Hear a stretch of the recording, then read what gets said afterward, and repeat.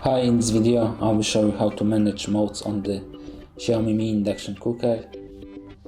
As you can see, we have 6 default modes for cooking, but we can always add another one.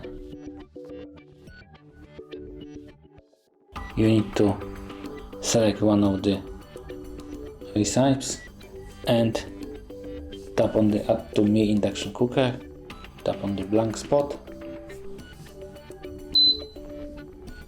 go back, and you have additional mode in the My Modes menu. Thank you for watching. If you like this video, subscribe to our channel and give us a like.